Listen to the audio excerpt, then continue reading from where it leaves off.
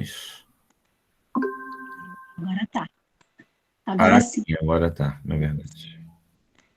Admirar o belo, proteger o verdadeiro, venerar o nobre, decidir o bom. Conduz o ser humano a objetivos na vida, ao correto no agir, à paz no sentir, à luz no pensar e ensina-o a confiar no reinar divino em tudo que existe, no universo, na profundeza da alma. Boa noite, sejam bem-vindos. Darlan, é com você.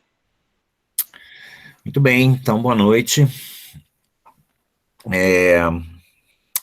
Da última vez, eu não sei se estavam todos presentes, mas nós falamos sobre um pouco, né, sobre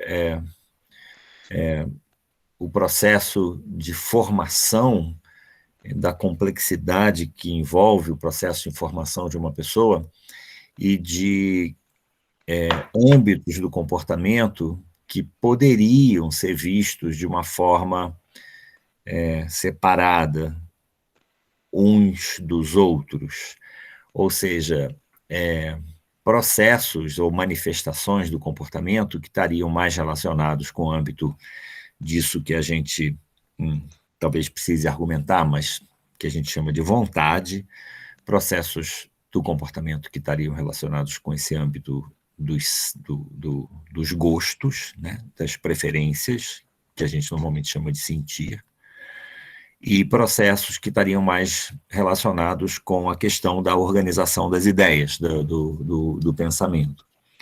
Então, esse mapeamento básico, vamos dizer, do comportamento humano, né,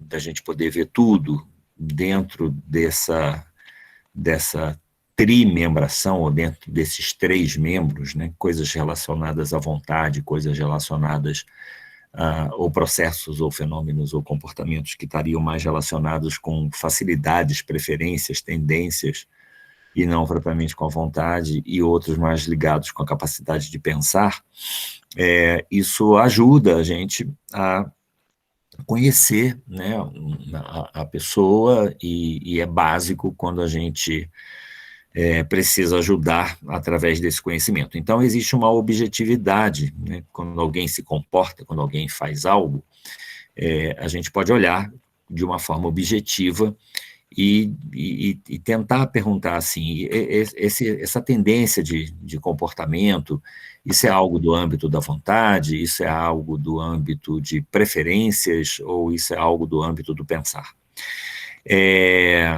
É complexo, né? Essas palavras escondem bastante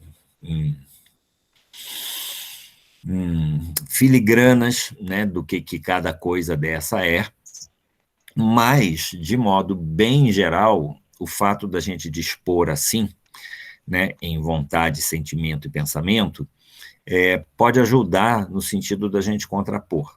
Então, por exemplo, às vezes é difícil entender o que é vontade, mas vontade é uma coisa que acontece lá do lado oposto do pensamento. Ou seja, vontade é aquilo que uma pessoa manifesta, mesmo quando ela pensa que não deva manifestar. Então, às vezes, ela tem um conceito, né, e acha que não deveria ter um determinado tipo de comportamento, mas ela, naturalmente, sem pensar, sem se programar, ela funciona daquele jeito. A gente até poderia dizer assim, a vontade é aquilo que manda na pessoa. A vontade é aquilo, né, diferente da gente pensar assim, a vontade é isso que eu estou com vontade de fazer, então eu decido livremente se eu vou fazer ou não vou fazer. A vontade é uma demanda que existe dentro do corpo, que você percebe com a consciência que existe a vontade, mas você não tem controle sobre ela. Então, existem várias formas de manifestação da vontade, né? A gente falou sobre isso na última vez, mas só para lembrar e para exemplificar, vamos imaginar, por exemplo, uma necessidade fisiológica. Então, vamos dizer, vontade é muito mais fome do que propriamente preferência sobre o que você vai comer. Então, tem um momento que você tem fome, e esse momento é um momento que você não tem controle sobre isso. Você não decide com a cabeça ter fome e muito menos decide com a cabeça parar de ter fome. A fome é uma manifestação do corpo. Por exemplo, as necessidades fisiológicas, assim, a sua vontade de fazer xixi, isso é vontade e você não tem um domínio sobre isso, né? Você só tem consciência e o corpo é que tem a vontade, né? E ele sinaliza para você, né, que tem alguma coisa acontecendo e você fala, eu tenho vontade de fazer. Mas você não tem liberdade. Então, o âmbito da vontade é o âmbito dos processos que você faz sem você decidir e, às vezes, até você gostaria de fazer diferente, mas você não consegue fazer. E esse âmbito é a tipologia do querer, que a gente chamou, né, assim, de uma forma, tinha um contexto de por que tem esse nome, mas que a gente chamou de cabeça grande, cabeça pequena, e a gente situou, né, na palestra anterior que é nesse âmbito que mora isso que a gente normalmente chama de temperamento. Temperamento é algo que tem a ver com a sua natureza e com coisas que você faz sem você precisar pensar, né? Então, existem pessoas que acordam de manhã cedo e elas acordam ligadas em 220. E não é que elas acordam ligadas em 220 hoje, elas acordam sempre ligadas em 220. Elas são sempre elétricas, sempre rápidas, sempre ativas. E isso não vem de uma meditação ou de um comando mental, né, que ela pensa assim, seria melhor eu ser agitada e fazer tudo correndo. Ela não pensa isso. E ela faz isso assim. Então, isso é do âmbito da vontade. Ou, por exemplo, você tem uma pessoa que é preguiçosa, e que sempre é preguiçosa. E o preguiçoso talvez já tenha um juízo de valor, né? Embora realmente tem gente que é preguiçosa sem que isso seja um juízo de valor, mas, vamos dizer, é uma pessoa lenta, né? Tem gente que é lenta. A pessoa faz tudo, anda devagar, se mexe devagar, fala devagar. E ela é assim, mas não é porque ela saiu de casa e pensou, eu vou ser devagar porque é uma boa ideia. Não passa pelo âmbito do pensamento. E não é também no âmbito do sentimento, na medida que ela assim, eu gosto de ser devagar, então eu vou ser devagar porque eu gosto. Não é isso. A pessoa é devagar sem pensar no que ela gosta e sem ter nenhum comando mental para que ela se torne devagar. Então, esses âmbitos, né, de como que a pessoa se move, por exemplo, questão de humor. Muita gente é mal-humorada e não gostaria de ser mal-humorada, né? Às vezes a pessoa nem saca que é mal-humorada, mas todo mundo saca. Vale a pena vocês perguntarem no ambiente onde vocês convivem como é que as pessoas percebem o humor de vocês. Por exemplo, se você é introvertido ou se você é extrovertido. Se você agora assistindo essa palestra está rindo ou está sério, ou está desconfiado, ou está de alguma forma receptivo, né? Essas coisas são coisas que existem. Por exemplo, você está andando na rua, alguém te pede dinheiro. Essa é a melhor hora para você ver como é que é o temperamento de uma pessoa, o que é a natureza da pessoa, porque normalmente não dá tempo de pensar e a pessoa reage, né, de imediato, sem pensar, e isso é tudo âmbito da vontade. Então, isso aí é a natureza de cada um, né? Eu nasci por natureza assim, eu sou assim. Então, meu humor, a minha velocidade, o meu estado de ânimo, enfim, isso tudo tem a ver com querer. E a gente tinha colocado isso dentro desse âmbito, né, do temperamento, dos temperamentos, né? Vou falar daqui a pouco, só para a gente recuperar um pouco o contexto geral do tipo constitucional.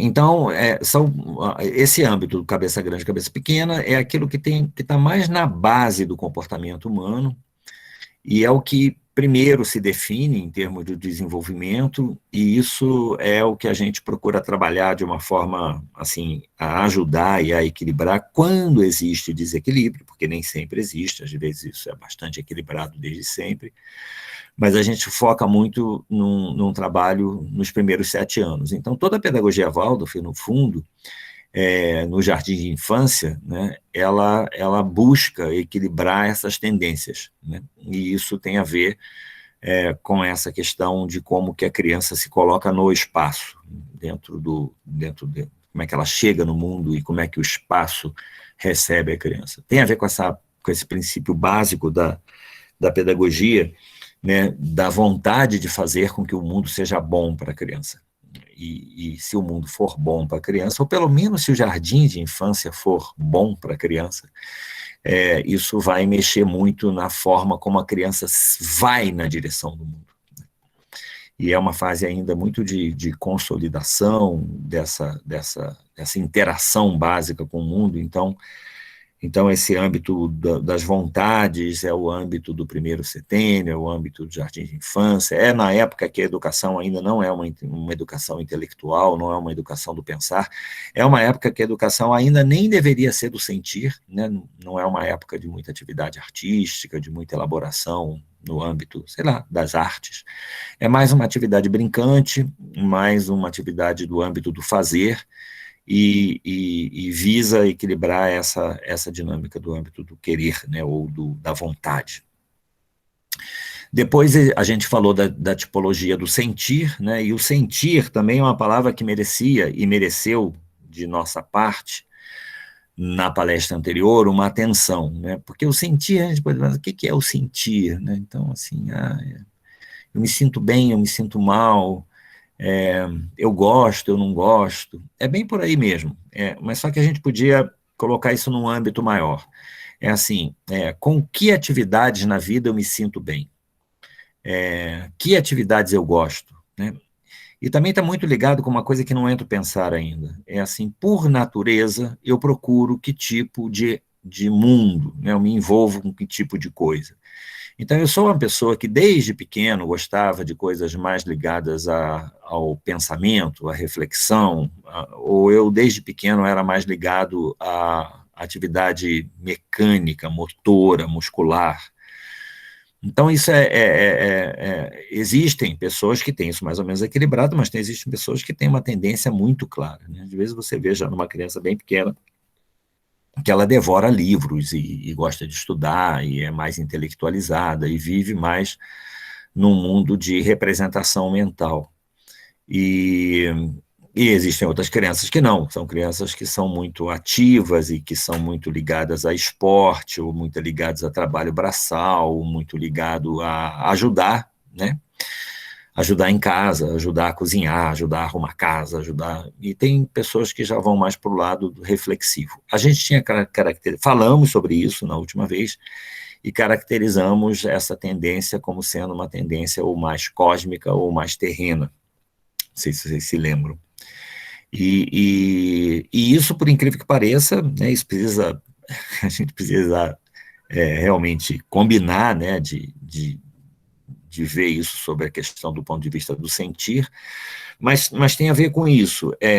Eu nasço, assim que a criança nasce e ela começa a se desenvolver, a gente vai vendo que ela tem hábitos, né, que estão mais voltados ou para a parte, vamos dizer, de baixo do corpo, né, e a parte de baixo do corpo é do meio para baixo, e isso tem a ver com perna, tem a ver com digestão e tem a ver com sexualidade.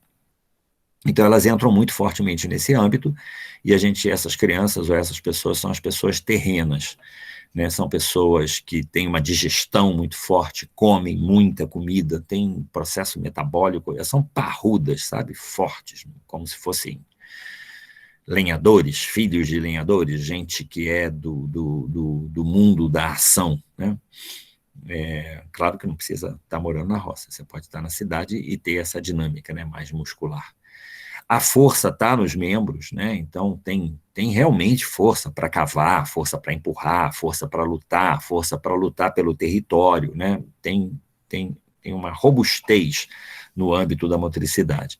E no âmbito da sexualidade também, você vai ter alguém que tem uma libido ou uma força que vai fazer com que ela tenha uma necessidade, até uma necessidade fisiológica mesmo, de atividade sexual.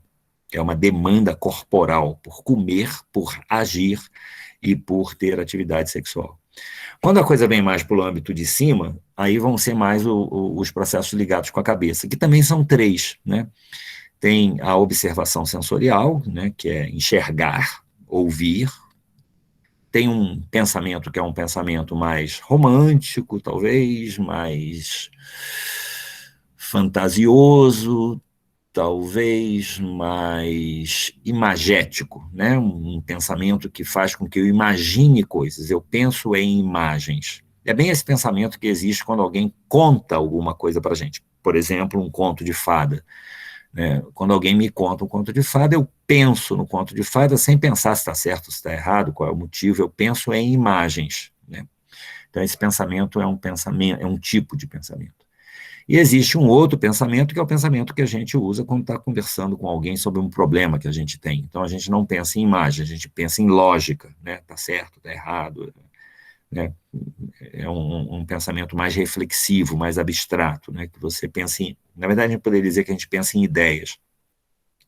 Então, pessoas que estão mais ligadas nesse âmbito da cabeça, de ficar observando, imaginando e planejando, são os cósmicos. E pessoas que vivem mais no âmbito de... Bom, e os cósmicos vão ter dificuldades com tudo que lá embaixo existe facilidade, né?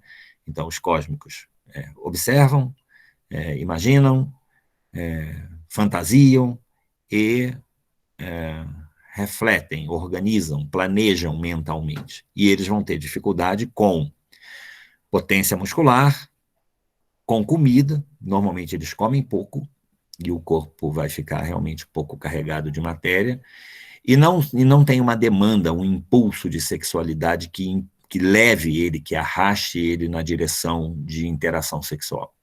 Não precisa ser, isso tudo não precisa ser zero, eu estou falando enquanto tendência, né? Tem pessoas que têm isso de uma forma mais manifesta, outras menos. Tá? E lá embaixo, né, quando a gente pensa nos órgãos de baixo e nessa tipologia terrena, a gente tem pessoas que têm uma atividade física maior, uma atividade sexual maior, uma atividade com comida maior, né, com metabolismo de modo geral, né, mas tem dificuldade em observar, né, tem dificuldade em imaginar, tem dificuldade em fantasiar, as coisas são todas muito concretas, e tem uma dificuldade maior ainda em planejar, em pensar coisas que não tenham uma função imediata, né?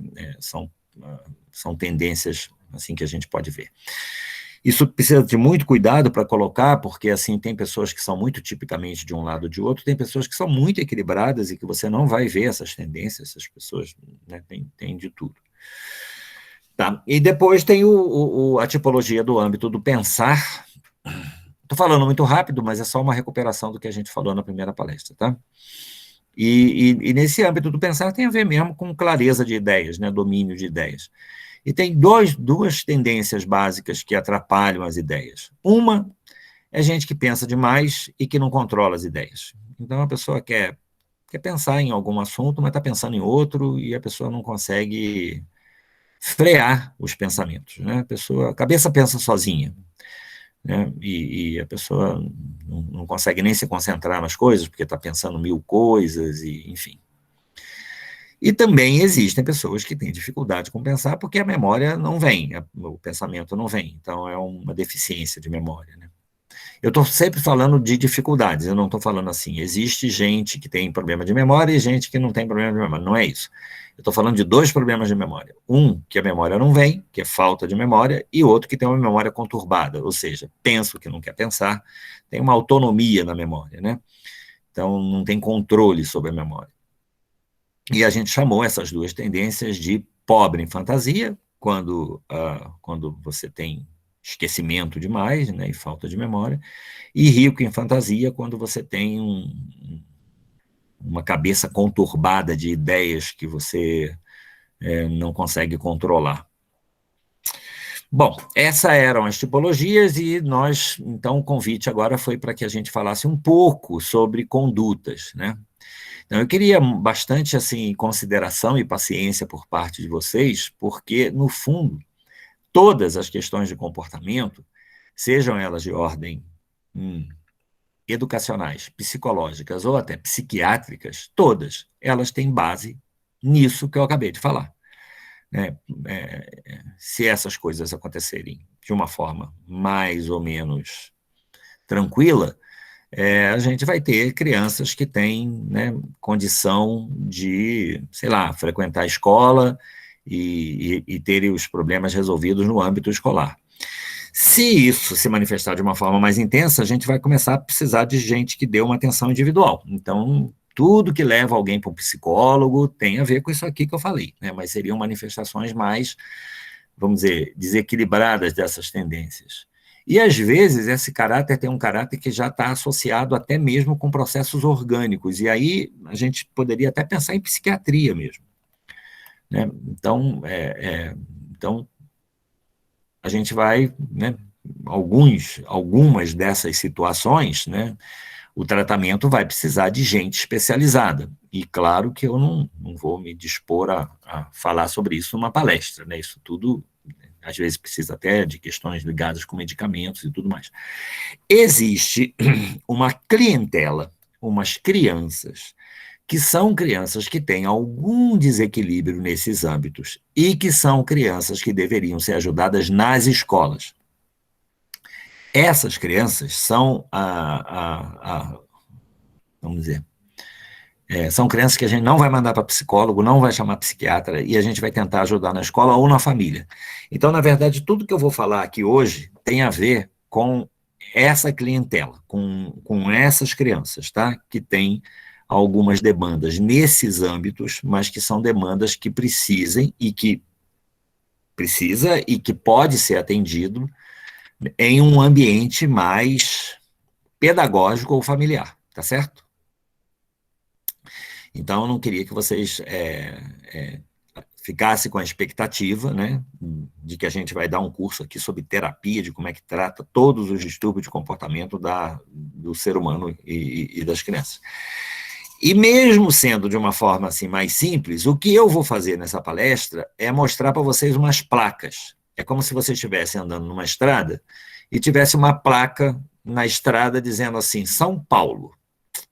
Só que a gente não vai entrar em São Paulo, porque se a gente entrasse em São Paulo, a gente ia sair da estrada e não ia ver as próximas placas. Ou seja, se vocês depois quiserem se aprofundar, vocês vão ter que voltar na plaquinha escrito São Paulo e entrar em São Paulo. Quando vocês entrarem em São Paulo, vocês vão ver que lá é uma cidade tão grande que dá, inclusive, para ficar a vida inteira lá sem sair de lá. Então, vocês podem se tornar até especialistas em algum desses problemas, né? Então, por exemplo, só a título de preparar vocês, vai ter um tipo de situação aqui que eu vou falar assim, seria bom a gente indicar música. Então, vocês imaginem que eu, de jeito nenhum, tem alguém com o microfone aberto, eu não sei, Gisele, se você consegue fechar, ou acho que já fechou. Não fechou. Eu acho que eu acho que é Lelande, não é? Dá para ver? Lelande, você está ouvindo?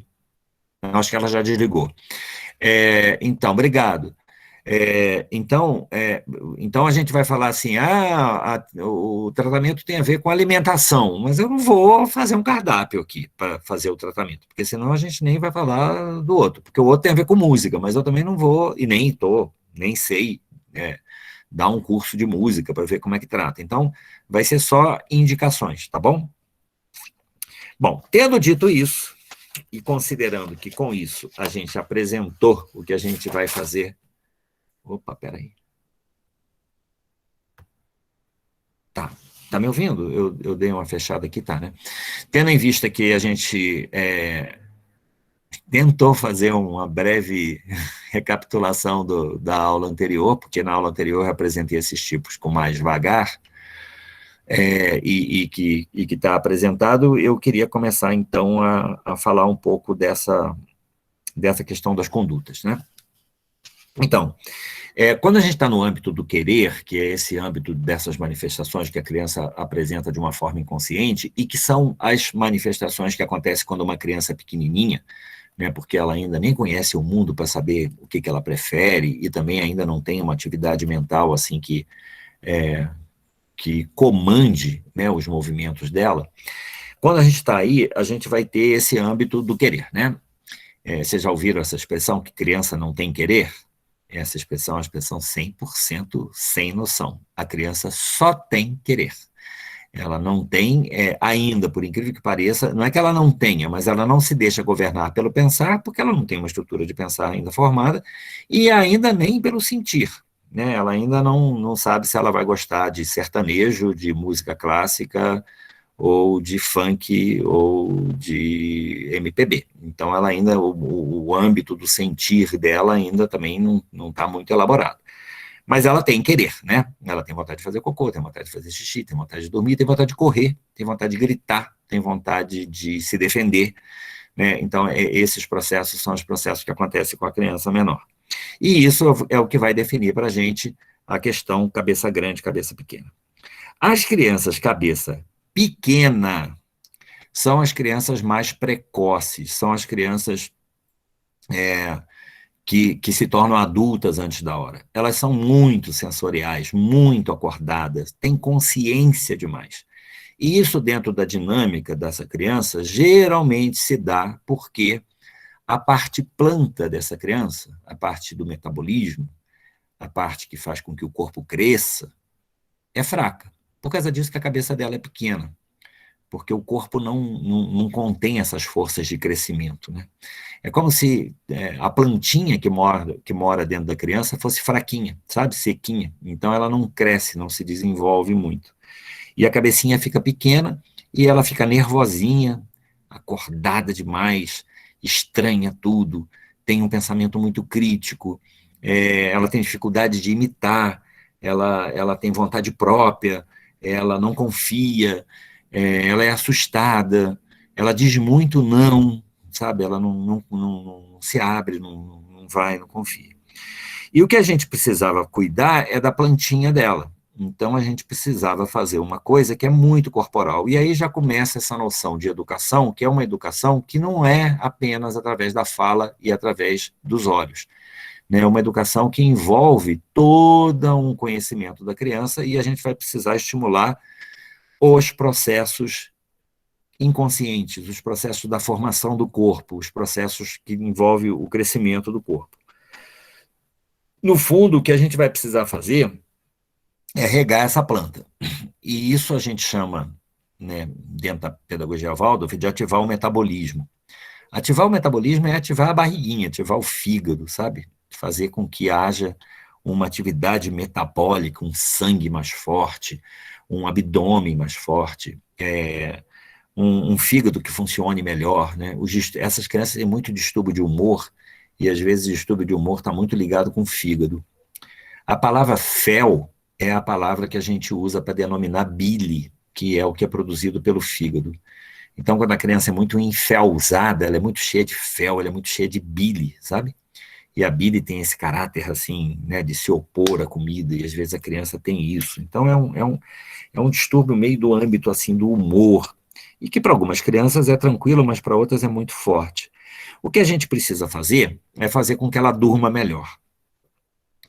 Então, ela é acordada demais e a gente precisa ajudá-la a dormir. Ela tem tanto dificuldade para dormir quanto dificuldade para acordar. Ela tem dificuldade de passar de um estado de consciência para outro. Ela tem dificuldade de dormir porque ela é acordada demais e tem dificuldade de acordar porque ela acorda mal-humorada demais. Ela custa a acordar. Então, a gente normalmente faz isso, né? A gente hidrata melhor. Então, é muito importante que essas crianças... eu precisava falar já, desde já, embora isso não seja aqui o foco, os cabeças pequenas sempre são do temperamento que tem um caráter opositor. E esses temperamentos sempre são, por definição, e aí é sempre mesmo, ou os coléricos ou os melancólicos. Os coléricos são os que têm o predomínio do elemento do fogo, né, ou o calor. O fogo seca a água e eles ficam ressecados, né? Ou eles têm predomínio do elemento terra, que é um elemento já seco por si só, e que também faz com que eles ficam ressecados. Então, se você meter a mão no fogo ou na pedra, a sua mão não entra, né? Tem um caráter opositor. O cabeça grande é sempre o que a gente chama de sanguíneo, que é quando domina o ar, ou fleumático, que é quando domina a água. O ar e a água, eles não são opositores. Se você meter a mão no ar, você vai. Se você meter a mão na água, vai também. Muito bem. Então, para tratar o cabeça pequena, que são os coléricos e os melancólicos, a gente precisa, primeiro, eles precisam estar hidratados, eles precisam se alimentar com alimentos que sejam energéticos, porque eles precisam de energia física, eles precisam de crescer, eles são pequenos. Os coléricos sempre são baixinhos, mesmo os adultos, não existe nenhum colérico comprido. O colérico tem que ser uma pessoa pícnica. E os melancólicos sempre são um pouco magrelos, né? Então tem sempre essa coisa de falta de crescimento, né? Então a gente precisa dar energia. Então normalmente a gente dá fruta, que é a parte da planta que contém mais carboidrato, contém mais açúcar. Ou a gente pode até dar mesmo, dependendo da situação, um pouquinho de coisas que sejam adoçadas. Tem que ter muito cuidado com essa questão do açúcar, né? A gente vive num mundo muito diferente do mundo onde esse ensinamento foi trazido inicialmente, porque agora somos todos adictos de açúcar, né? Quase todos, não posso dizer todos, mas a maioria da população hoje é adicta de açúcar, e isso já passa, né? Os pais que gostam de açúcar já dão açúcar para os filhos, porque o amor é assim, né? A gente dá para os filhos a coisa que a gente gosta. Então, se a gente gosta de cachaça, a gente dá para o filho cachaça. Se a gente gosta de açúcar, a gente dá açúcar. Se a gente gosta de comida vegana, a gente dá comida vegana. Então, é claro que eu estou falando de um amor meio irresponsável, mas é um tipo de amor que está bastante pop atualmente. Então, assim, é muito comum, né, que as crianças sejam levadas a comer açúcar ainda no primeiro setênio, às vezes até no primeiro ano de vida, e isso vai fazer com que qualquer criança se torne viciada mesmo em açúcar, então esse tipo de recomendação fica assim um pouco fora de questão. Então era importante ver também, né, se a criança já tem algum problema ou não com relação à questão do açúcar. Mas, de qualquer forma, a gente pensaria mais em alimentos mais adoçados e naturalmente adoçados, então iria para o lado da fruta. Enquanto que no cabeça grande, a gente vai pegar a parte oposta da planta, que são as raízes. E aí a raiz é onde é a parte mais dura e é onde tem mais minerais. Então a gente vai, com isso, trazer um processo de mineralização e de endurecimento para a criança. E isso vai fazer com que, né, essa força de crescimento não seja exagerada, né? O problema aqui é quando a tendência é exagerada. Então, quando eu quero trazer forma, quero trazer alguma coisa que limite esse crescimento exagerado da cabeça, né? E eu vou trazer forma, mas não só na cabeça, eu vou trazer no pensamento também. O pensamento vai ficar mais analítico, mais focado, mais objetivo. E isso eu consigo com raiz e também com sal, sal mesmo, sal de cozinha, comida salgada.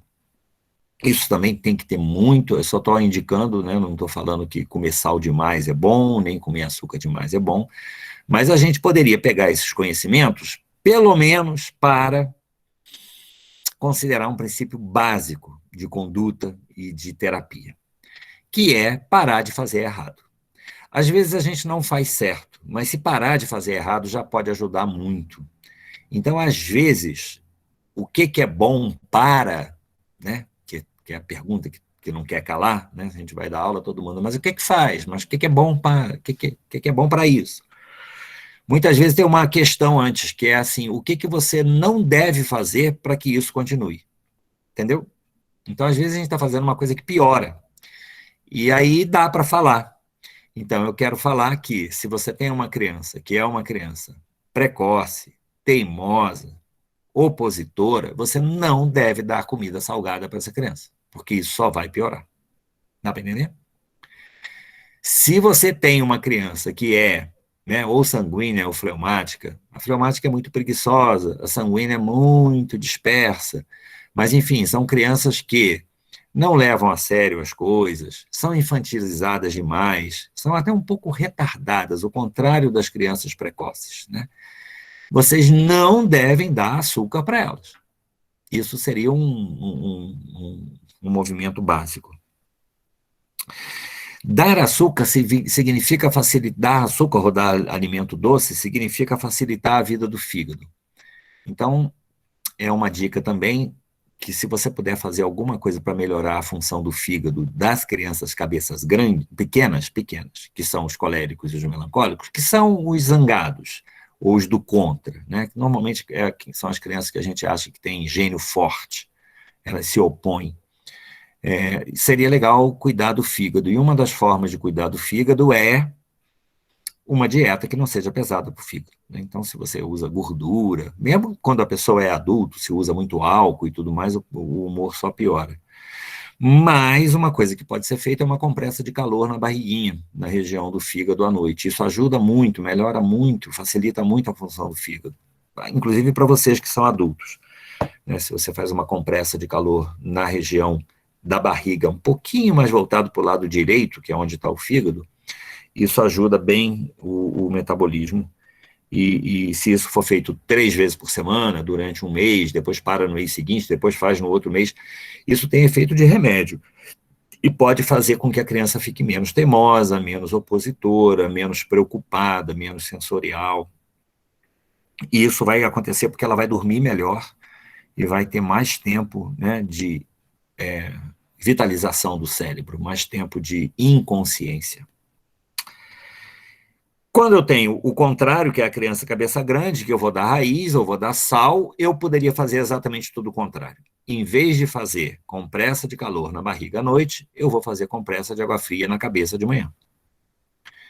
É tudo o contrário, né? Porque eu quero acordar. Essa criança é muito pouco sensorial, muito pouco ligada nas coisas, muito, muito dispersa, né? Então, às vezes até sonolenta mesmo. Então, o que eu quero é acordar a criança, fazer ela entrar no mundo. E aí eu vou ter que fazer uma coisa que é um pouco antipática, assim, sabe? Essa sensação de frio na cabeça de manhã não é muito agradável. Mas é algo que desperta. Um pouco essa ideia que vocês conhecem, né? Que você está com sono, joga água fria na cara, acorda. Né? As crianças cabeças grandes estão um pouco, né, nessa dinâmica de sono. Muito bem. Então, são medidas, né, que vai na direção da dieta, vai na direção de compressas. Vocês veem, são coisas muito eu vou falar assim de uma forma exagerada, tá? Eu espero que vocês não se incomodem, mas é assim, é uma fase da vida que você ainda pensa muito pouco. Então, as medidas são muito corporais, né? Você não vai fazer... Vocês vão ver que as condutas daqui para frente vão virar mais coisas relativas a processos artísticos, mais relativas a processos pedagógicos. E aqui, nesse âmbito, tem muito a ver com o processo que é corporal, né? Porque é uma dinâmica de comportamento muito inconsciente ainda. Bom, então, depois no âmbito do sentir, você tem essas crianças que vivem aqui em cima, no âmbito da representação mental, que são as cósmicas, e aquelas que caíram fortemente demais lá nos membros e que estão no âmbito mais motor mesmo, né? Mais da força física, que são as terrenas. A dificuldade que existe nas duas é o que a gente chama de interioridade. E interioridade significa se controlar a partir de dentro, tentando ver o que é apropriado para eu fazer em função do que estiver acontecendo. É governar-se a partir de dentro. A criança cósmica, ela fica governada a partir de ideias, ela se perde em ideias. E em planejamento, planeja, delira, na cabeça ela é capaz de tudo, mas ela não realiza as coisas, sabe? E aí o que vai acontecer na relação é que, assim, quando você fala com ela, você tem mesmo essa impressão de que ela está fora da casinha, nesse sentido de não ter interioridade. Ela fala de alguma coisa que ela não é mais capaz nem de fazer. Ela realmente, na cabeça dela, acha que tudo é possível e ela não realiza, ela não faz. Então, ela vive num mundo de representação mental, né? E isso dá uma ideia de que é quase como se você tivesse a vivência de que ela não está ali, sabe, dentro dela, ela está lá no mundo de ideias. Vou falar do outro que talvez fique mais claro. A criança terrena, por exemplo, vocês que são adultos, talvez alguns de vocês que sejam terrenos, talvez vocês em algum momento sintam isso.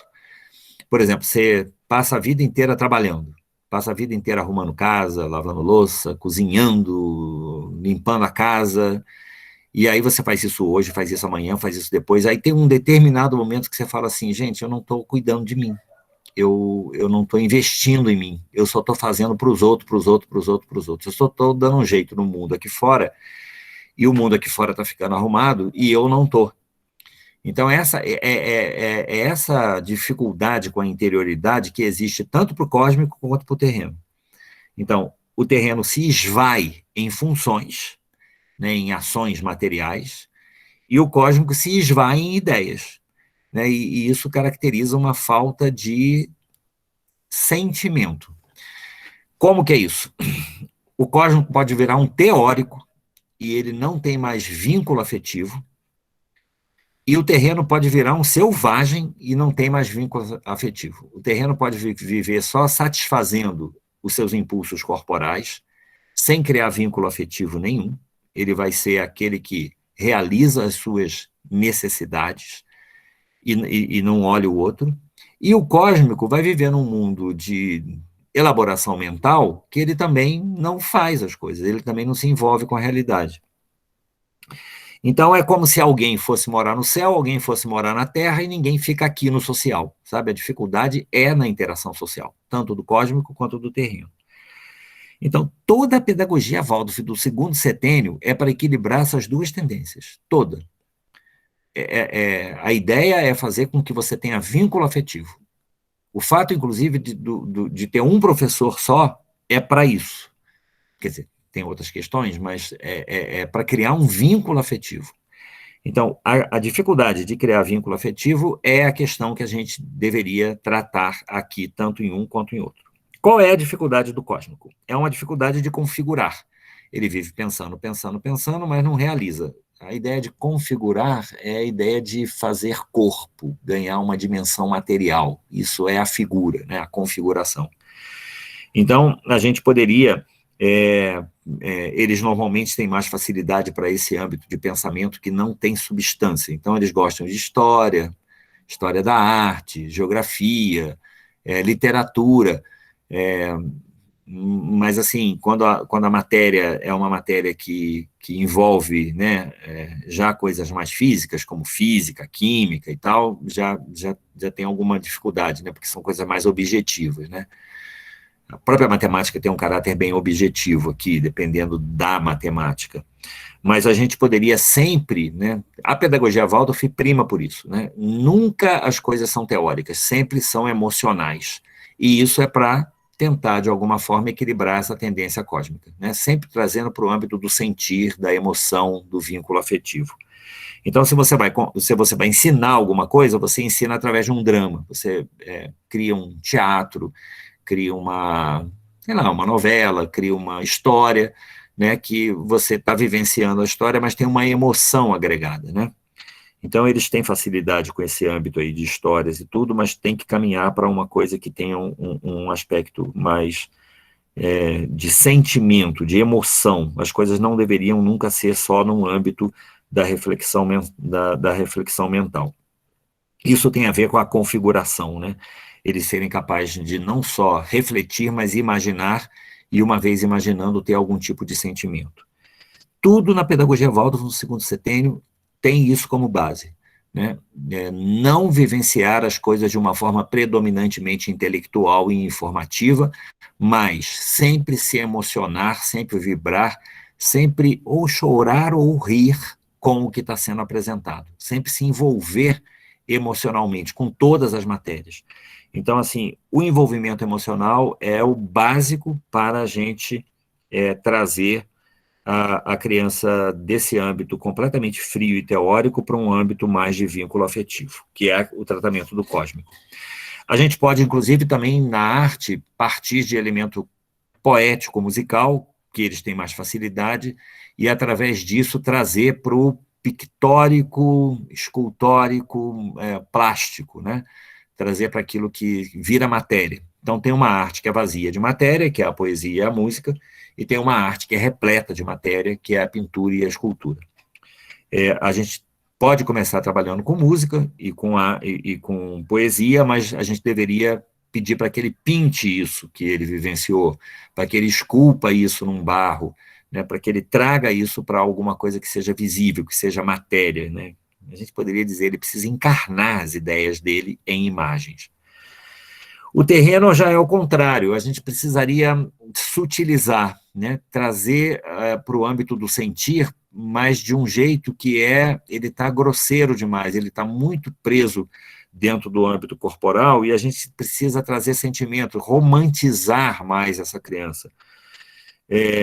E aí a gente precisa pegar desse âmbito muito material e vir para o âmbito menos material. Ou seja, eu vou precisar trazê-lo para o âmbito da música e da poesia.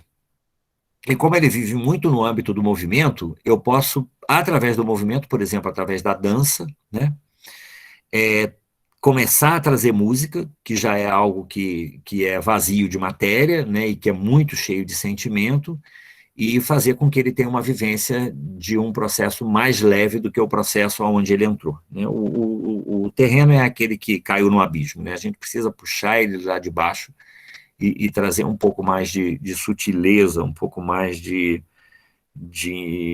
também trazer para o âmbito do sentimento, mas a gente antes era um teórico que eu agora preciso que sinta, e agora eu tenho alguém mais grosseiro que eu preciso que sinta. Então eu vou trazer, grosseiro talvez seja uma palavra um pouco preconceituosa da minha parte, alguém mais funcional, né? Alguém mais insensível, alguém mais voltado para realizar as coisas e sem estar muito cheio de frescura, né? Vamos fazer e pronto, e está acabado, né? Então, quando tem esse tipo de postura, geralmente não há não sobra nenhum conteúdo anímico para o sutil, para o artístico, né? O artístico vira algo sem interesse. A gente está vivendo uma situação agora no âmbito do governo federal que é bem terreno, né? A gente está tendo uma dinâmica muito terreno e de desvalorização da arte nesse sentido. Então, a vivência da música, de algo que é mais poético, mais musical, é algo que poderia, de alguma forma, se contrapor a essa tendência de resolver as coisas de uma forma mais ligada na disciplina, na arma, na força, na imposição da força, que é uma dinâmica terrena. Então, tem dois elementos na música. Um elemento é quase técnico, mas eu queria falar, que é a vivência de processos de músicas que tem uma batida mais pegadão, uma batida mais presa à matéria, para uma coisa mais sutil. E isso tem a ver com a passagem do tom mais baixo para um tom mais alto. É mais ou menos o que você vivencia, por exemplo, quando você está cantando uma música e a música tem um refrão que é mais animado. Essa passagem, né, de eu estar numa coisa mais pesada e em algum momento eu passar para uma coisa mais leve, mais solta. Né? Esse tipo de vivência musical solta um pouco as crianças terrenas. Mas, sem dúvida, uma música que seja menos rítmica e que seja mais harmônica, quem sabe até melódica. Né? Então, não é só uma música que brutaliza e que acorda os instintos, mas é uma música que faz com que haja um sentimento. Para falar, para quem não entende de música, né? Como eu não entendo, mas é uma música que faz rir ou que faz chorar, e não só que excita. A música que excita te torna mais terreno, tá? Então, seria uma música mais no âmbito do emocional, né? Mas, de qualquer forma, tem a ver com isso de trabalhar através da música, porque a música é vazia de matéria e essas crianças são impregnadas demais de matéria. Depois tem o rico em fantasia e o pobre em fantasia, que é do âmbito do pensar. Então, o que vai acontecer é que eu tenho alguém com dificuldade de memória, que é o pobre em fantasia, e alguém com uma cabeça conturbada de ideias, de memórias.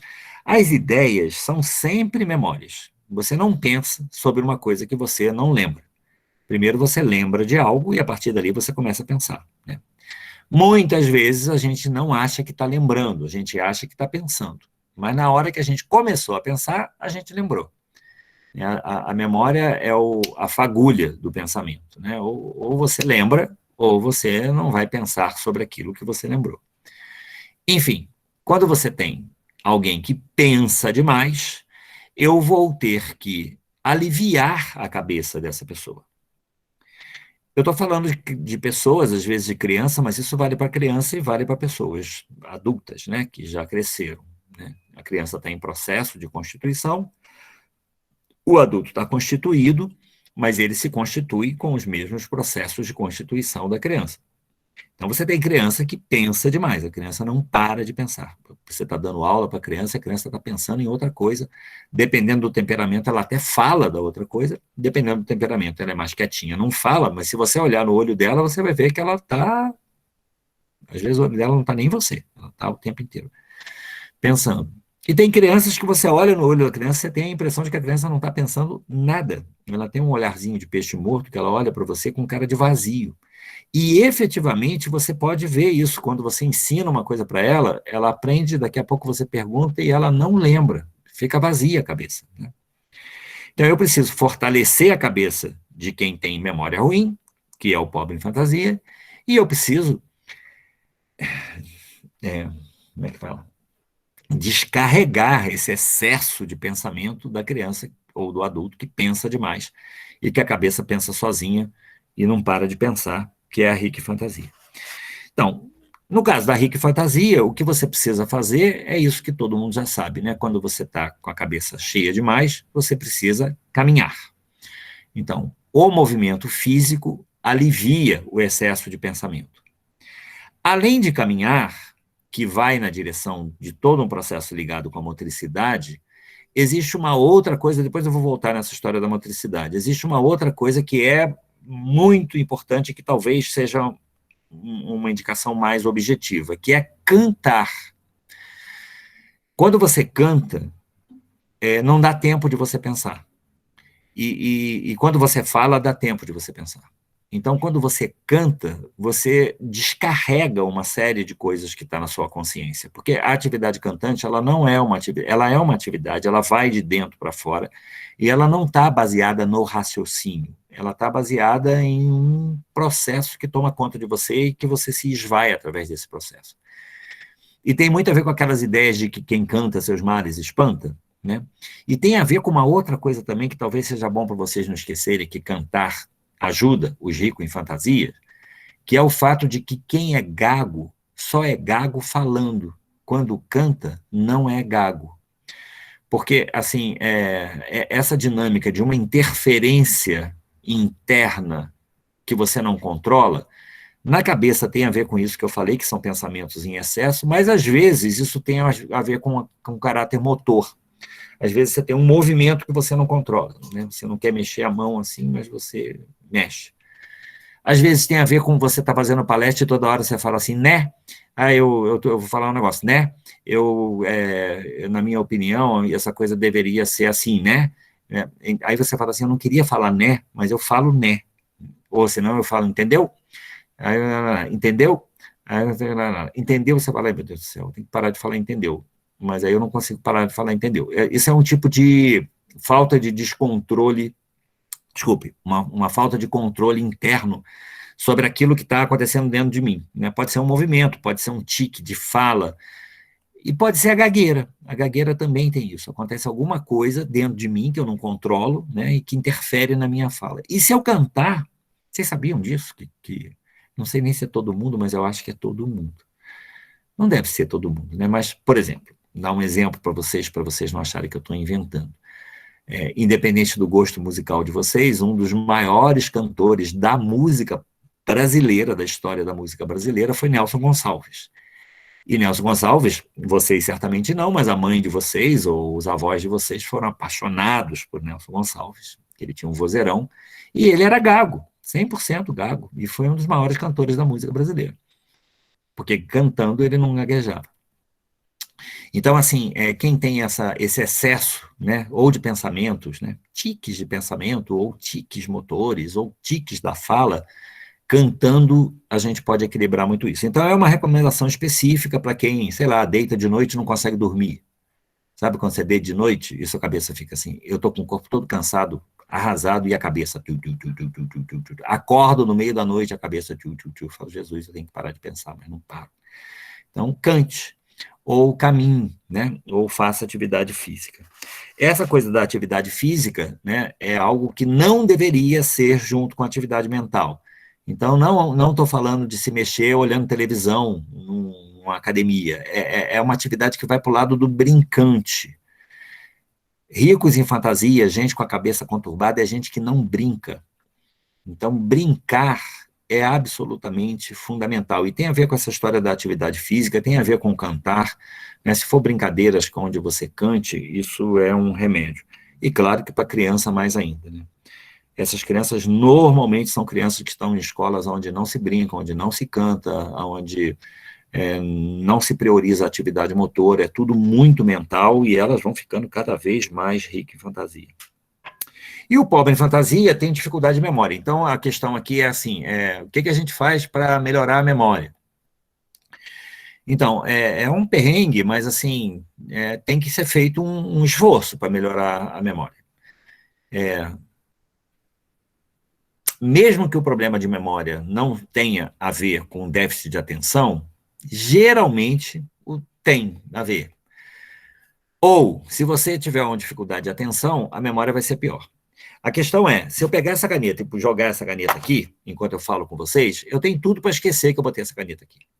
Mas se eu ligar a minha atividade sensorial ao fato de botar a caneta aqui, então é assim, eu podia estar matando, eu podia estar roubando, eu podia estar me drogando, mas eu nesse momento estou com essa caneta na mão e eu vou pegar essa caneta e vou colocar a caneta aqui, ó, em cima desse papel branco. Eu botei essa caneta aqui. Se eu fizer isso, a chance de eu esquecer que a caneta está aqui é muito menor do que eu simplesmente jogar a caneta para lá enquanto eu falo com vocês. Dá para entender? O que aconteceu aqui? Aconteceu um fenômeno, uma coisa, que é aumentar a atenção. Então, se eu tenho uma criança que tem dificuldade de memória, eu preciso saber que eu vou ter que dar um show para que ela preste atenção na aula. Se eu der uma aula entediada, entediante, esquece que você não vai contar com a memória dessa criança. Então, assim, a aula precisa ser um show. Vocês precisam ensaiar a aula, precisam... Quando você for entrar para dar aula, você tem que entrar na sala de aula como se você fosse dar um show para uma plateia exigente, e você tem que dar o melhor de si para que o que vai acontecer ali seja uma coisa extremamente interessante. Tudo precisa ser interessante para quem é pobre em fantasia. Tudo que você mostra tem que ser interessante, tudo que você fala tem que ser interessante. Se você mostrar coisas que são entediantes, como, por exemplo, sei lá, livros, que são livros que já são impressos mecanicamente para todo mundo, que não foi feito especialmente para aquela criança, isso tem livros melhores e livros piores, mas muitos são entediantes. Então, a criança não vai curtir isso. Se você desenhar junto, isso é outra qualidade de impacto visual. Se você falar baixo, falar errado, falar qualquer coisa, o fluxo do que você está falando é interrompido, isso tudo desliga a atenção e vai prejudicar a criança que tem dificuldade de atenção. Então, assim, trabalhar o processo da cabeça, da audição e da visão é o elemento fundamental. Assim como para o rico em fantasia é trabalhar lá embaixo, né? Trabalhar o movimento e o canto. E tem uma coisa que é extremamente importante, é que nada pode ser entediante, ou tedioso, ou repetitivo. Nada pode virar ladainha. Mesmo em escola Waldorf, quando tem aquela história daquelas orações, ou daqueles versos de manhã, que todo mundo fala, sem pensar no que está falando, isso é horrível para a criança que tem dificuldade de memória. Então, assim, é muito importante que você pense o que você está falando. Então, tem que ter dinâmicas, de uma vez você fala, outra vez outra pessoa fala, ou a pessoa fala e você repete, sabe? Você precisa estar com a consciência ligada no que está sendo falado. Não pode ter tédio, nada pode ser mecânico, nada pode ser repetição, sabe? Se você vai rezar um Pai Nosso, você tem que prestar atenção no que você está falando, sabe? Não é falar por falar, né? Porque daqui a pouco você sabe, mas não sabe o que você está falando. Você está falando qualquer coisa. Então, isso é bem importante, né, vincular a atenção da criança ao que está acontecendo. Então, tudo que também né, a gente na pedagogia volta faz de um tudo para que nada seja entediante, para que tudo seja interessante, para que tudo seja original, né, para que tudo seja novo, né. É um show que você vai e aonde o cantor está lá e ele se esmera e canta super bem e você adora o que está acontecendo. Não é um show que você vai e o cantor não vai e passa um filme do cantor e você fala, pô, eu vim aqui nesse show e a televisão está ligada e está passando um filme do cantor. Não é isso, eu vim aqui para ver a coisa nova, a coisa viva, né? Então, muito, muito, muito que existe de pobre em fantasia, de dificuldade de memória, tem a ver com aquela história de você finge que aprende e eu finjo que ensino, sabe? Essa coisa levada assim em banho-maria. Isso é, muitas vezes, o motivo pelo qual a gente não presta atenção. Para falar a verdade, a gente não presta atenção porque é uma droga mesmo e não merece prestar atenção, e aí a memória fica bastante complicada. Eu queria ainda falar uma coisa para vocês com relação à memória, que tem a ver com prestar atenção e que é um treino. Isso merecia ser falado com mais calma, mas eu vou falar. Se antes de você apagar a consciência durante o sono, no final de um dia, você recuperar na sua memória o que aconteceu nesse dia, e num exercício de memória que seja de trás para frente, você talvez, como adulto, né, para criança não, né, para criança, talvez para criança dê para fazer isso com uma criança já maiorzinha, também em ritmo de brincadeira, né?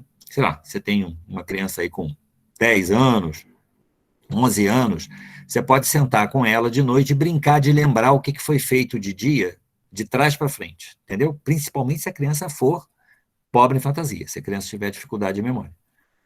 Então, a gente chama isso de retrospectiva, e de todos os exercícios que existem, o exercício que mais pode melhorar a memória. Isso é mais eficaz para melhorar a memória do que halterofilismo é eficaz para melhorar músculo. É um exercício, uma ginástica, né? Então, é assim que se faz. Antes de você ir para a cama, vou falar de novo. Antes de você ir para a cama, vocês estão anotando? Então, anota de novo. Antes de você ir para a cama, porque você vai ver que você é pobre em fantasia e você vai esquecer que eu falei que é antes de você ir para a cama. E aí você vai falar, não precisa, eu vou sentar na cama. E aí você não vai fazer. E presta atenção, agora eu estou falando, vocês ainda podem estar achando assim, eu não vou esquecer isso. Mas talvez você esqueça hoje. E eu certamente vou te dizer que daqui a um mês, com certeza absoluta, você vai ter esquecido isso. Principalmente se isso fosse bom para você, porque você é pobre em fantasia e você não lembra. Então as pessoas não fazem isso.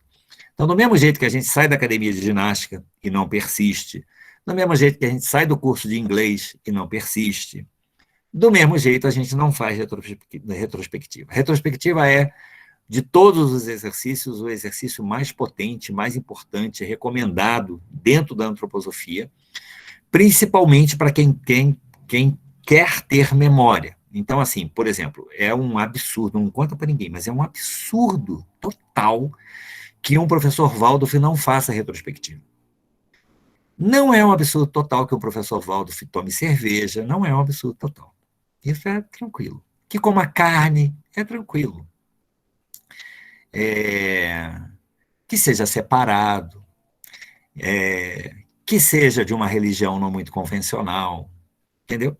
Que nessa região se tome alguma coisa. Tudo isso não é muito complicado. Agora, que um professor Waldorf não faça retrospectiva é absolutamente desabonante de que esse professor se ache Waldorf. Porque, assim, é preciso ter controle sobre o pensar para ser um professor Waldorf. Só tem um jeito de ter controle sobre o pensar. É malhando isso.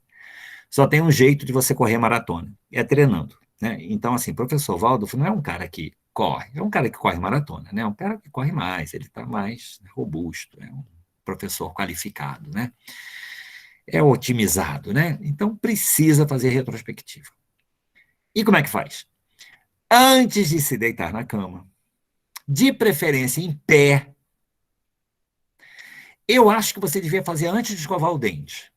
e de repente, em pé ali na pia, na hora de escovar o dente. E não importa que você vai fazer rápido ou não, mas importa que você faça. E se você fizer, você vai ver que cada dia você vai fazer melhor. E aí é você lembrar assim, ó, antes de eu estar aqui dando a palestra, eu estava fazendo uma consulta online. Ah, eu fiz 3, mas eu não me lembro mais. Se eu me lembrar, eu vou falar, foi uma com fulano, outra com fulano, outra com fulano. Antes disso, eu estava preparando um chá. Antes disso, eu estava vendo um negócio na televisão. Antes disso, eu estava, não lembro muito bem, mas foi logo depois do almoço, então antes disso eu estava jogando bola com meu filho. Antes disso eu estava almoçando. Mas eu não preciso parar aqui e falar assim o que tinha no almoço. Você vai ver que se você fizer lá para frente, você vai ver o prato do almoço. Mas não precisa, você precisa ir até chegar no começo do dia. Antes de manhã, eu estava no meu emprego. Antes, eu estava tomando café da manhã. Antes, o despertador tocou e antes, eu estava dormindo. Isso pode ser feito assim, do jeito que eu fiz aqui, que é um jeito muito, muito, muito simples de fazer. Mas você pode ganhar potência e se você começar a fazer, você vai ganhar. E daqui a pouco você vai lembrar detalhes do dia, sempre de trás para frente, e isso vai fazer com que você não jogue o seu dia fora. O seu dia vai te acompanhar durante a noite, e no outro dia, quando você acordar, você é alguém que aproveita todo o passado no presente. Você se tem, você não se perde. O grande problema do pobre em fantasia é que ele se perde. Porque não é só que ele não aprende matemática, ele não aprende nada, ele não aprende com a vida, ele vai esquecendo, esquecendo, esquecendo. Ele passa por vivência e aquilo se perde. Né? E aí ele de novo erra, de novo ele faz a mesma besteira, ele não aproveita as coisas. Né? Então, assim, a retrospectiva é absolutamente fundamental para adultos que são pobres em fantasia. Tá? Em termos bem gerais, a gente falou de quase tudo. Vocês vão ver que tem coisas aqui, né, que precisava de mais atenção, a gente precisava aportar de um jeito melhor. Mas, no fundo, estão dentro dessas placas, sabe?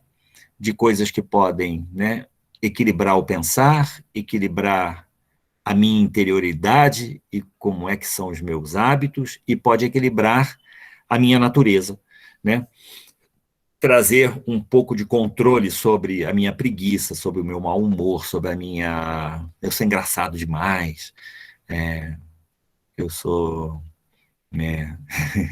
eu gosto tem um comentarista, um repórter, que ele fala bastante do Eduardo Paes, ele fala assim, o Eduardo Paes tinha tudo para ser o melhor governador, o melhor prefeito do mundo, mas ele se acha engraçado demais. Isso acaba com ele. E realmente, se você prestar atenção, de vez em quando ele fala umas coisas e aí ele fala umas bobagens, aí ele ri das bobagens, não sei o quê. Então, assim, sabe, você ter controle sobre essas gracinhas, ter controle sobre o seu mau humor, ter controle sobre o seu bom humor, ter controle sobre a sua... de você falar coisas que não são apropriadas, né? Ter controle de si, né? Ter controle da sua preguiça, ter controle da sua velocidade, da sua eletricidade, né? Então, essas coisas têm a ver com temperamento e têm a ver com querer. Essas coisas de você, né, tudo só pensar ou tudo só querer fazer, tem mais a ver com sentir, né, com o cósmico e com o terreno, e esse âmbito do pensar, de você ter controle sobre o pensamento, de lembrar o que você quer lembrar e não lembrar o que você não quer lembrar, né, porque é isso que é a questão de quem pensa demais. Isso tem a ver com essas questões que nós falamos aqui, e que se você não for pobre em fantasia, você vai lembrar aí durante uma semana, mais ou menos. Depois tem que estudar de novo.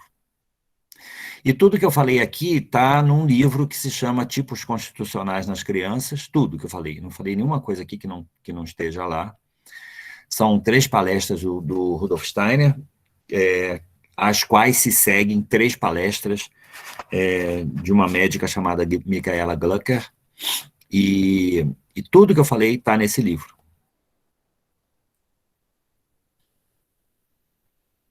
E era isso que eu queria falar. Ótimo, Darlan, sempre bom, né? Sempre bom a gente ver os filhos, os alunos e a gente mesmo, né? Então, queridos, quem tiver pergunta, a gente pode até conversar um pouco, ao invés de colocar no chat, hoje tem menos pessoas. Eu esqueci de falar no início que a Aparecida não está com a gente porque ela está acompanhando o pai que está internado, mas ela mandou um beijo para vocês e disse que estava aqui em coração, né, de coração, mas a internet lá não está legal, ela não tem como acompanhar. O Johnson também vai estar colocando o formulário, né, de presenças aqui no chat, então, antes de sair, por favor, preencham, porque é importante para a gente também, né, na organização do certificado. E quem tem pergunta pode estar perguntando aqui um pouco para o Darlan. Pode deixar que eu repasso a ela. Obrigada. Alguma pergunta? Alguma dúvida?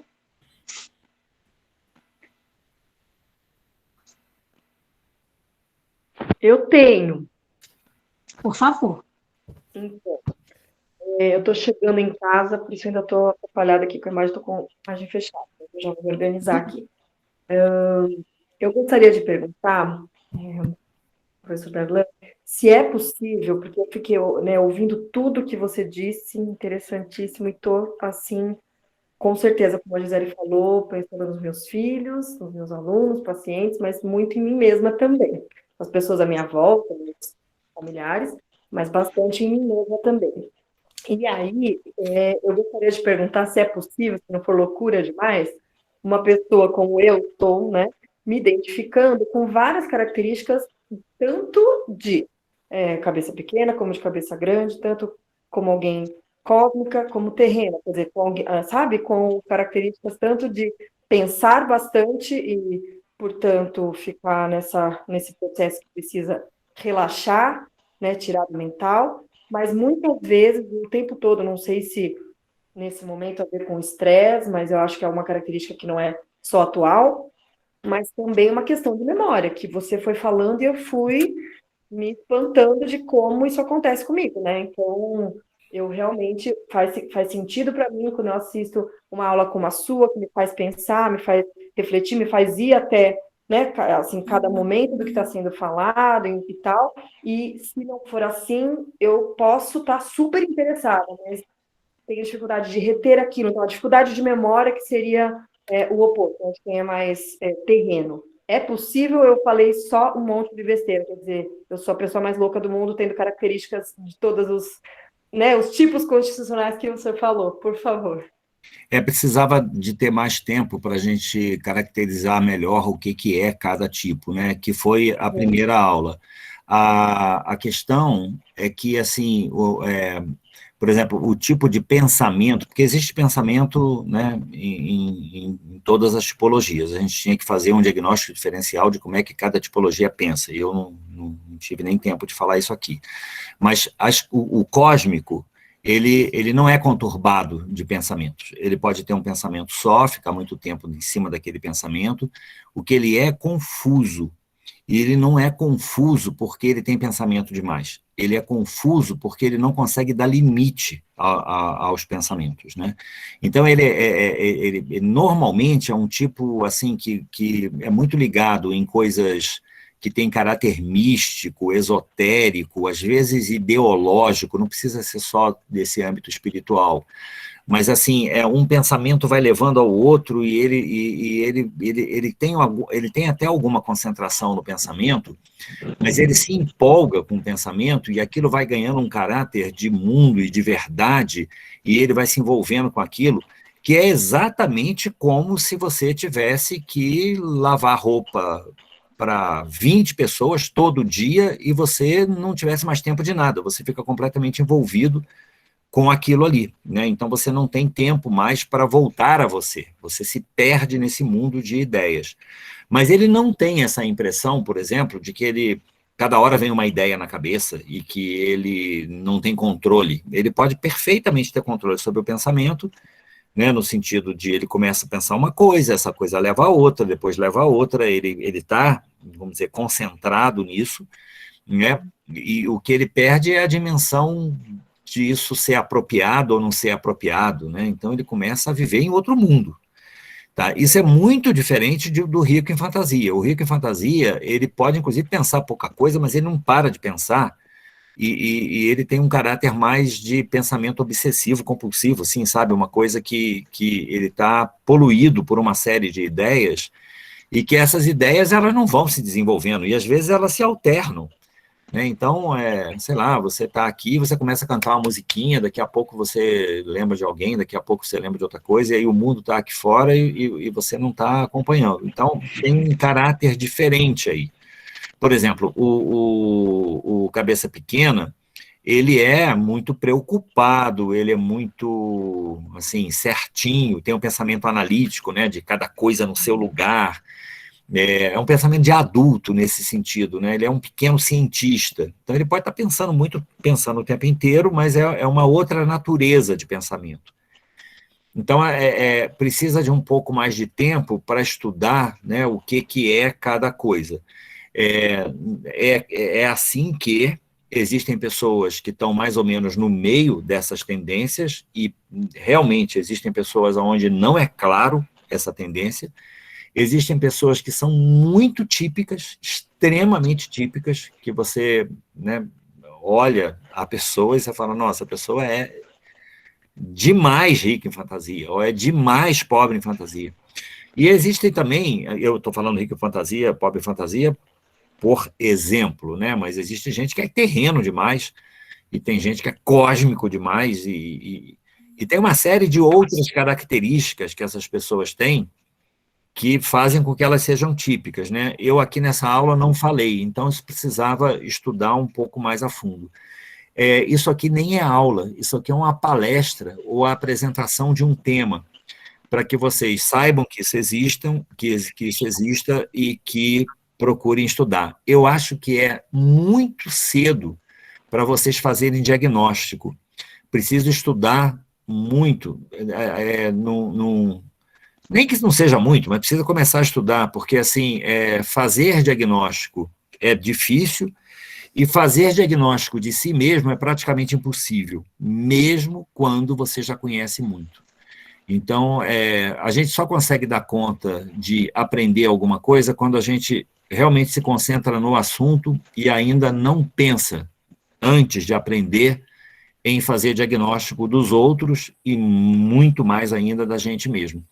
Porque, assim, certamente, cada pessoa que você conhece, e isso inclui você, tem uma configuração individual disso tudo. E a gente está falando de 6 tipos, que envolve a humanidade inteira. Então, assim, não existe só 6 tipos de gente, né? Cada pessoa é um tipo, cada pessoa é uma configuração diferente. Então, quando é típico, ajuda muito saber isso, porque às vezes é muito típico. Às vezes você olha uma pessoa, a pessoa é 100% cabeça pequena e colérica, e aí não tem nenhuma dificuldade. E existe essas pessoas. Só que existe gente que não é assim, não é típico, sabe? E que realmente é muito misturado. E às vezes tem gente que tem problema com o tipo constitucional e tem gente que nem tem. Tem gente que né, a dita pessoa equilibrada, né? Que a gente fala. Tem gente que é... Bom, talvez falar que tem gente que é mais equilibrada do que os outros seja difícil, mas dizer que tem gente que é mais desequilibrada do que os outros não é difícil. Isso é mais fácil. Tem uma pergunta no chat, Darlan. A meditação pode ajudar a organizar os pensamentos? Medicação? É essa que é a pergunta? Meditação. Desculpa. Super boa pergunta. Sim, pode, tanto no sentido do pobre em fantasia, quanto no sentido do rico em fantasia. Porque, no fundo, tem a ver com essa coisa de você ter controle sobre o pensamento, tá? E nenhum dos dois tem. Então, assim, eu até devia ter falado aqui, porque meditação... E tem uma série de outras coisas que não estão nesse livro. Eu só falei o que está no livro. Mas a meditação, sem sombra de dúvida, e eu queria dizer para vocês que a retrospectiva é uma meditação. Mas existem outras formas de meditar, né? Para criança também a meditação, Darlan? Não. Então, aqui tem que ter bastante cuidado com isso, porque, assim, uma criança é muito, muito, muito querer, muito, muito corpo, e para uma criança a meditação é o tipo de alimento que ela usa, o tipo de compressa que você faz, a abordagem é muito mais corporal. Conforme a criança começa a crescer, e aí a gente já está dentro dessa, vamos dizer, do currículo do segundo setênio, né, a questão é artística. Se você prestar atenção, eu falei de processos poéticos, musicais, que se configuram em artes que são pictóricas, né, pintura e plásticas, né, escultura, modelagem, isso é o tratamento do cósmico, ou você pegar de alguém que está muito dentro do movimento, né, que é muito corpo, muito plástico, e trazer para o âmbito da música, que é o tratamento do terreno. Então, a gente aqui já começou a trabalhar com arte, e isso ainda não é do âmbito do pensamento, isso ainda não é meditação. Na verdade, quando você vai se aproximando do terceiro setênio, e aí é uma coisa de aproximação, você pode começar a trabalhar com pensar. E esse trabalho com pensar, a gente começa a dar uma acelerada nele depois do Rubicão, né, depois do meio do primeiro, do meio do segundo setênio, né, mais ou menos 10, 11, quando a criança começa a entrar na puberdade, né, aí ela começa a atuar no mundo a partir das ideias dela. Então, nesse momento, é um momento que você pode fazer um trabalho mais objetivo com o pensar. Mas existem brincadeiras com o pensar que podem ser feitas antes, né? Então é isso, se você tem uma criança que já tem controle de memória, sei lá, com 10 aninhos, e que você faz uma retrospectiva brincando com ela antes dela dormir, isso tem um efeito de uma oração, né? Mas tinha que ser de um ambiente brincando, não é uma coisa séria, e também não precisa fazer toda noite, né? Tem que ser uma coisa para pegar mais leve. Darlan, o que você sugere, assim, para uma criança com bastante tendência terrena, melancólico talvez, com ansiedade? Eu tenho meu filho mais velho, ele tem uma dificuldade imensa de esperar, uma dificuldade imensa. Ele fala assim, mãe, eu não consigo parar de pensar, sabe? Então, assim, pensamento todo e muito ansioso, muito Eu ansioso. vou falar o que eu já falei. Se ele fala que não consegue pensar, ele tem que cantar.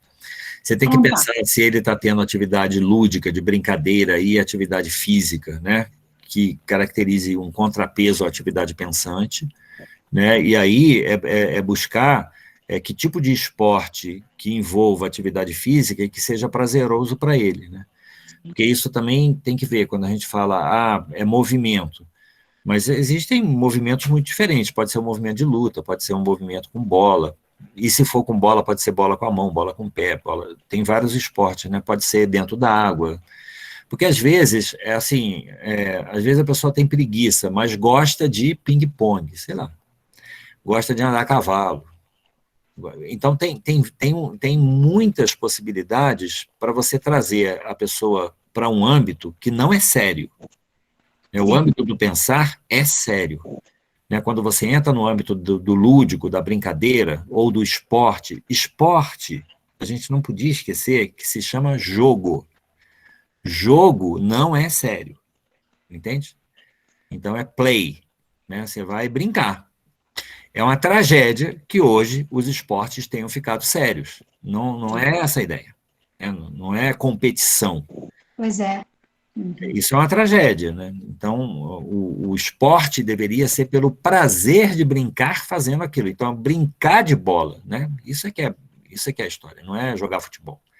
Brincar de basquete, né? Brincar de luta. Brincar de luta é uma coisa iniciática, genial, maravilhosa. Não é dar porrada no outro para vencer.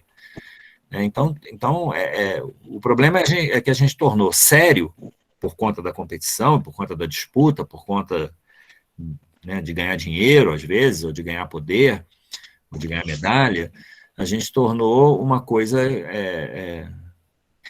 muito bonito, assim, agora a gente está vendo nas Olimpíadas que às vezes os times jogam e depois que eles jogam eles se cumprimentam, se abraçam, né, você valoriza o outro. Tem esportes que ainda preservam muito isso, principalmente nas lutas, né? Você valorizar o esforço do outro, a força do outro, né?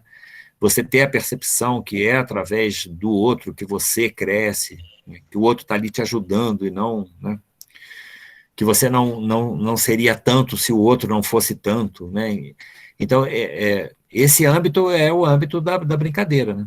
A gente tem umas Olimpíadas dentro da Waldorf, que são os Jogos Gregos, que é uma tentativa de resgatar isso, né? É brincar de... Então, se você consegue botar o menino para brincar de natação, brincar de andar a cavalo, brincar de bola, brincar de luta, brincar de correr, brincar é isso, porque a ansiedade vem do âmbito do pensar, vem do âmbito da seriedade, vem do âmbito da preocupação, e é falta de atividade, aí entra a motricidade, brincante, que é a falta de seriedade, né?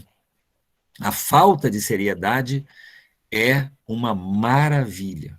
Necessário. Obrigada. Mais alguém?